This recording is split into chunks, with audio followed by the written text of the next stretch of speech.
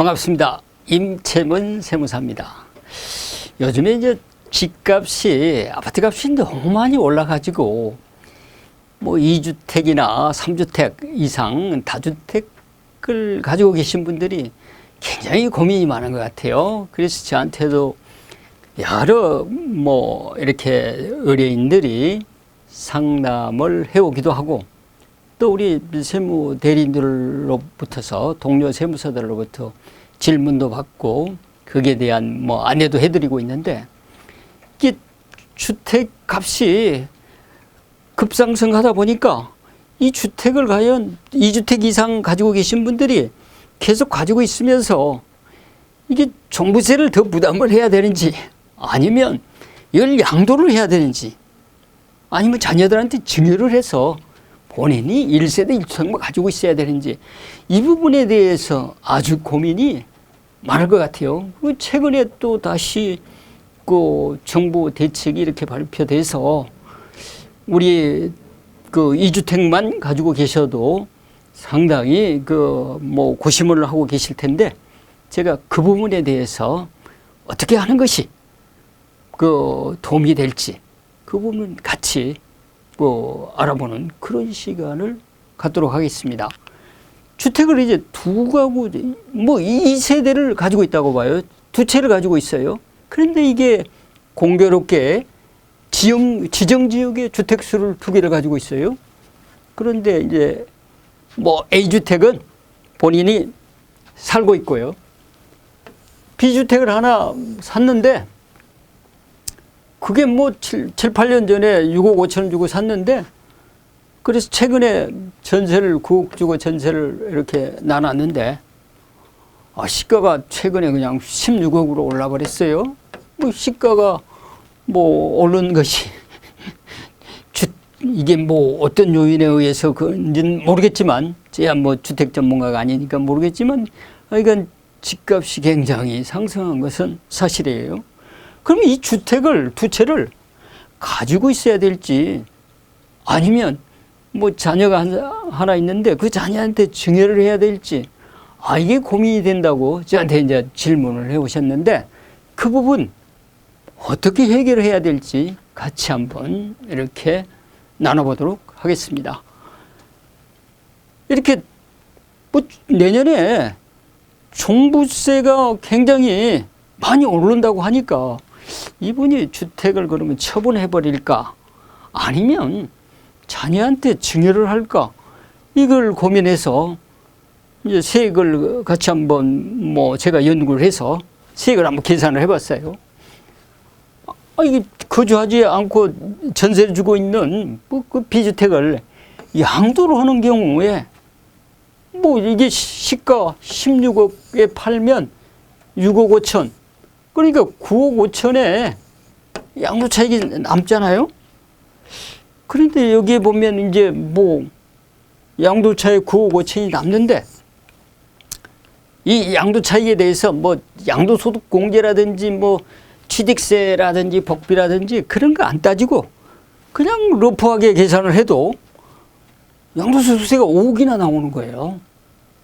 이 통째로 16억에 팔면 1세대 2주택이니까 중과세율을 적용받잖아요.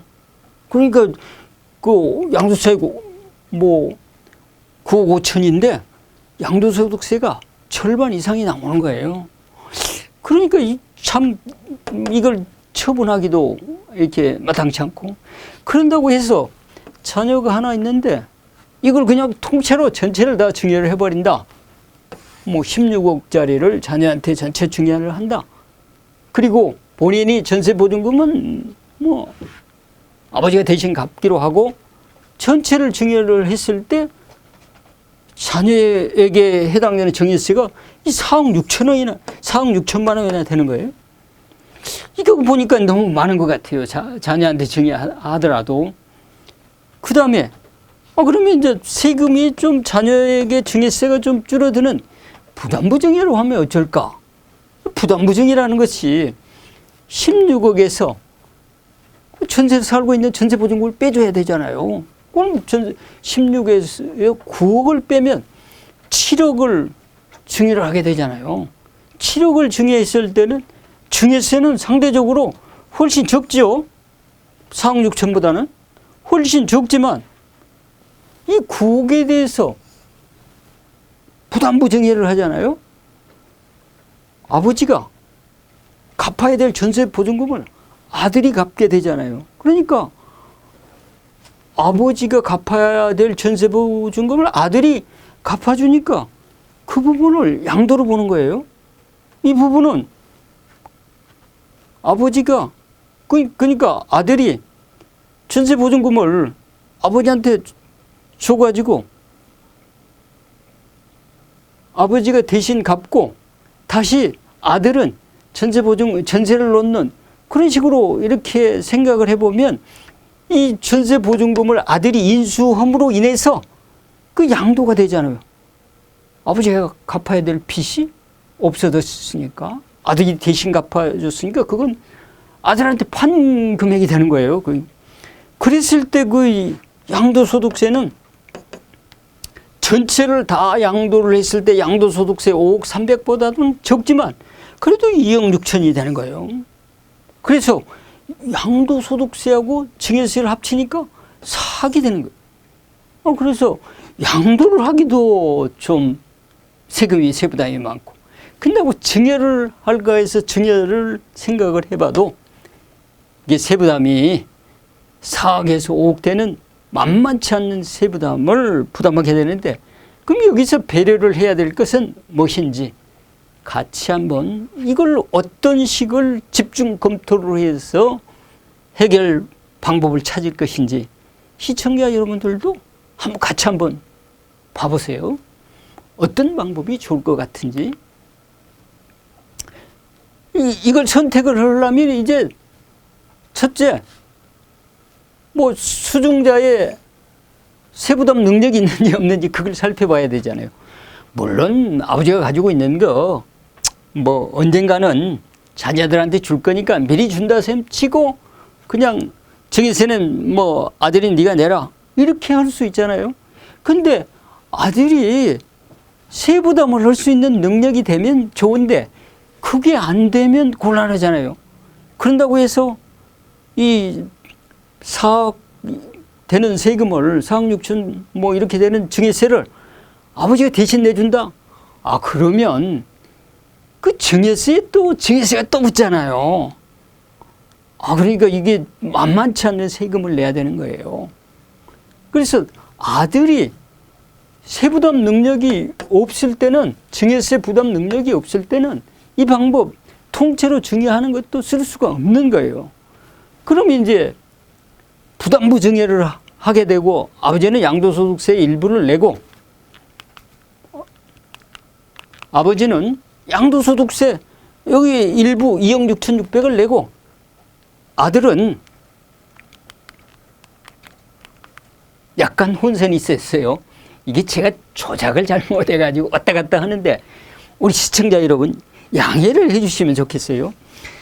이렇게 보면 아버지가 뭐 이렇게 전세보증금을 부담하고 자녀가 전세보증금을 부담했을 때 아버지가 양도소득세를 이렇게 그 뭐 일부를 내고 증여세는 또 아들이 부담을 하고 이런 방법대로 하게 되더라도 실은 세금 부담이 많고 그러면 전체 증여를 안 하고 뭐 부담부 증여를 하더라도 1억 3,500으로 세금이 많잖아요. 이럴 때는 그럼 일시납으로 하지 말고 증여세를 일시납으로 하지 말고 이게 좀 뭐 제가 조작 능력이 없어가지고 자꾸 왔다 갔다 하네요. 일시납으로 하지 말고 5년 동안 연부 연납을 할 수가 있잖아요. 연부 연납을 하게 되면 6분의 1은 증여세 신고 납부를 하면서 6분의 1을 먼저 내고 1년마다 나눠서 6분의 1씩 내는 거예요.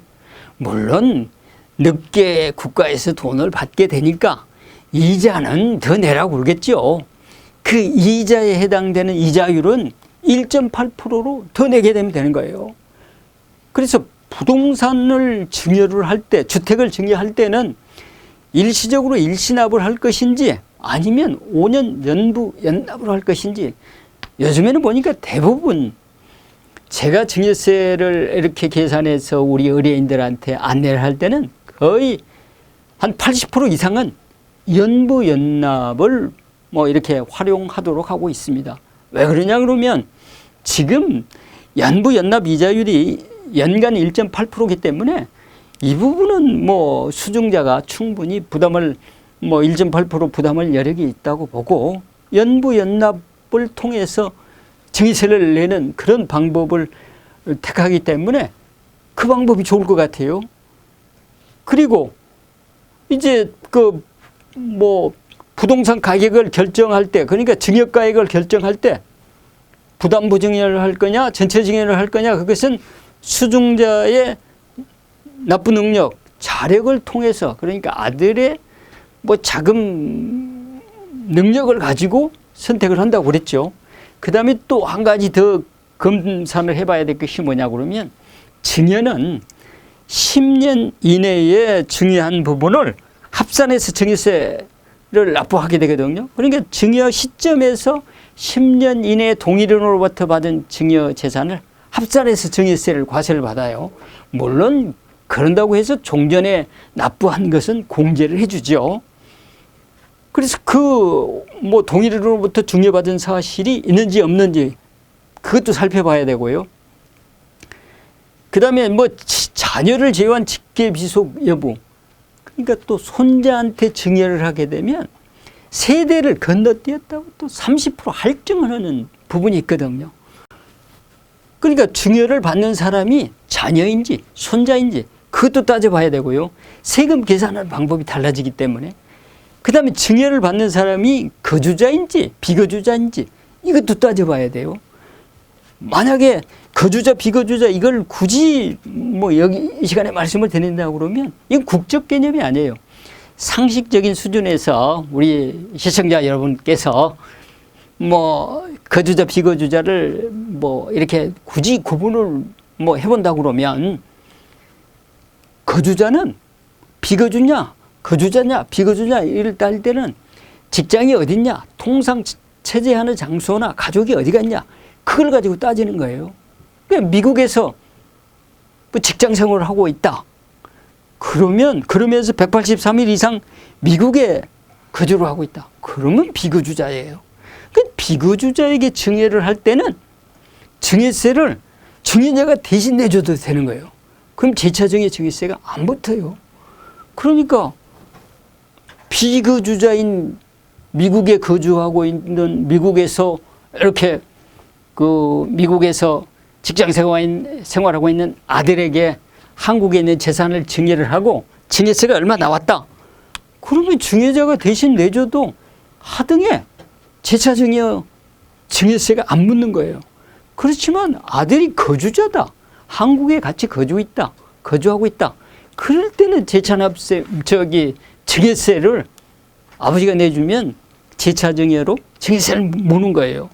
그럼 왜 비거주자는 이렇게 아버지가 내줘도 되고 거주자는 안 되냐? 물론 거주자는 되기는 하지만 재차증여라고 그랬잖아요. 비거주자는 증여세, 연대납세 의무가 있기 때문에 그래요. 증여자가 비거주자에게 증여할 때는 바로 증여 시점과 동시에 비거주자에게 증여를 함과 동시에 증여자가 연대납세 의무가 동시에 따라 붙기 때문에 증여자가 대신 납부를 해줘도 되는 거예요. 그리고 이렇게 법을 정한 취지는 뭐냐 그러면, 이게 미국에 사는 그 비거주자인 자녀에게 증여를 했을 때 미국에 있는 자녀한테 증여세를 받기가 통지라든지 아니면 뭐 연락이라든지 과세당국에 하기가 곤란하잖아요. 그러니까 증여자로 하여금 대신 연대납세 의무를 부담을 지어가지고 증여자로 하여금 세금을 납부를 해도 재차증여 증여세 과세에 합산과세를 안 하겠다는 거예요. 그러니까 이 방법도 비거주자인 자녀이면 증여를 하고 증여세 부담을 아버지가 대신 해줘도 뭐 증여세는 없으니까 비교주자일 때는 이 방법도 선택해 볼 만하죠. 그래서 지금 2주택자나 3주택자들 이게 뭐 내년까지, 물론 뭐 내년 5월 말까지 뭐 유예 기간은 있겠습니다만은 종부세를 낼 것인지 아니면 뭐 양도를 해서 처분을 해 버릴 것인지 이 고민이 되잖아요. 그래서 제가 뭐 안내해 드린 대로 이런 여러 가지 검토를 해서 종부세 부담이 크다, 양도세 부담이 적다. 그럼 처분할 수도 있고요. 뭐 양도는 양도 차익에 대해서 내는 세금이니까 가지고 있어도 종부세 부담이 뭐 별로 안 된다. 그럼 가지고 계셔도 되고, 가지고 있자니 양도소득세도 문제가 된다, 종부세도 문제가 된다. 이럴 때는 이제 자녀들한테 증여하는 방법이 또 대안으로 떠오르겠죠. 그래서 자녀한테 증여할 때는 종전에 증여를 했는가 안 했는가, 아니면 자녀가 거주자인가 비거주자인가, 아니면 자녀가 뭐 증여세를 낼 재력이 있는가 없는가, 이런 여러 가지 복합적인 것을 가지고 선택을 해야지, 이걸 검토를 안 하고 뭐 덮어놓고 선택을 해놓으면 나중에 세부담을 이렇게 뭐 이렇게 산정을 할 때 아주 애를 먹게 되잖아요. 요즘 대출도 안 된다는데 수중자의 그 자금 여력이나 납부 능력에 따라서 증여 여부까지 검증을 해야 된다, 이렇게 말씀을 드릴 수가 있겠습니다. 긴 시간 동안 이렇게 저의 설명을 들어주셔서 굉장히 고맙습니다. 앞으로도 더 우리 시청자들께서 도움이 되고 유익한 그런 상속 증여 절세 대책을 가지고 찾아뵙도록 하겠습니다. 감사합니다.